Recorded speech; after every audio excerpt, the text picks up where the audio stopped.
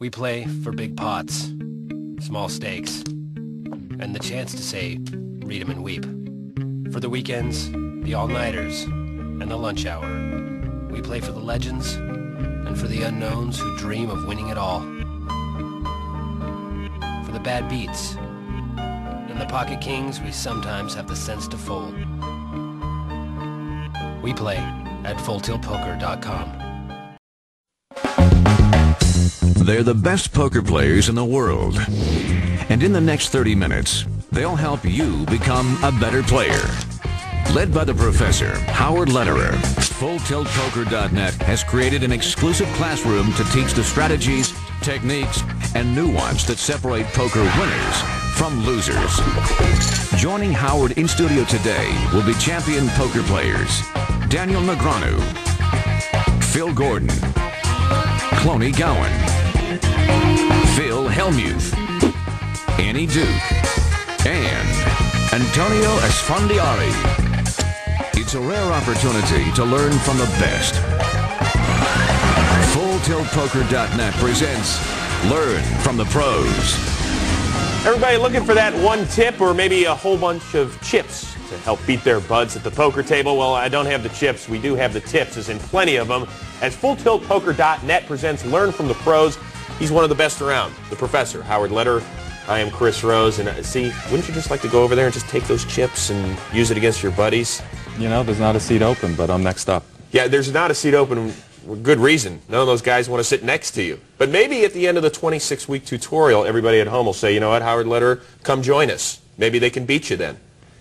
They'll have a few more weapons in the bag. Good. All right, well, today's topic, one of the most misunderstood by amateur players out there, it is the slow play. All right, Professor, help me out with the term slow play. Well, really what we're referring to is the speed at which the chips get into the pot. And I'm not talking about physical speed like betting quickly or betting slowly.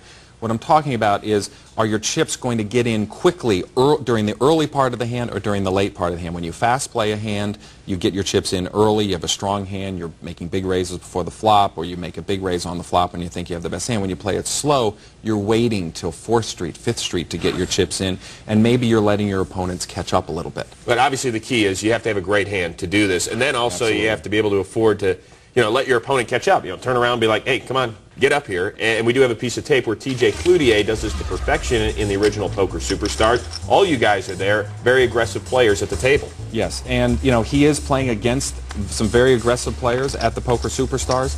He limps in with 2 nines, a nice play with a smallish pair like that. He flops the set of 9s. You see here he's flopped a set. And with these aggressive players, it's a pretty nice, solid play to let these guys hang themselves a little bit.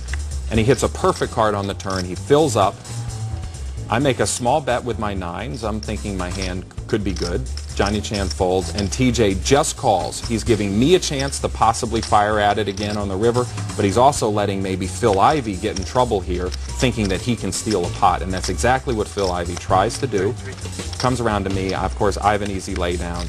And now TJ moves all in, hoping that Phil Ivey has 3 5s. It turns out he doesn't, but he earned that extra raise. If he had raised me, Phil Ivey's going to fold right away with the Queen 10. And he slow played because he knew that pretty much no card could come up that could cost him the pot. TJ Cloutier, very patient there. Not nearly as patient as Ted Forrest is in this clip against Christy Gazes. And really, that's the key to slow play. Stick to your game plan.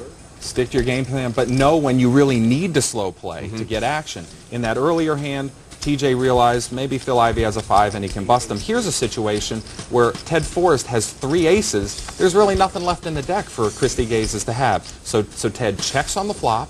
He checks on the turn, just giving Christy maximum chance to hit 2 pair. Bingo. That's exactly what she does here. She's now made the aces and queens. She checks the Ted, a nice check, not getting in too much trouble. Ted bets 9,000 here on the river into the $11,500 pot. And really, Christy can't do anything but pay him off. I can't see how she could have folded. He earned that 9,000. If he had bet at any point in that hand before the river, he doesn't make that 9,000.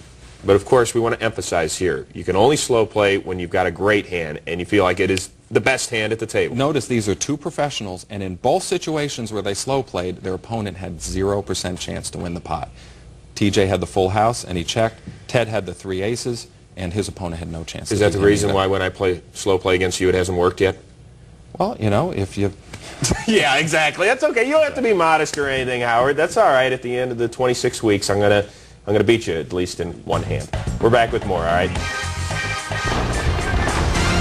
Still to come, stop losing with monster hands. The professor reveals a common mistake made by the amateur player. Plus, it's a family affair when Howard's sister, champion poker player Annie Duke, stops by to share a classic tell. But up next, brace yourself. Hellmuth, Negreanu, Gordon, and Gowan assemble for an all-star roundtable. This is not for the faint of heart. I'm talking final tables. I haven't seen him at one recently. Okay.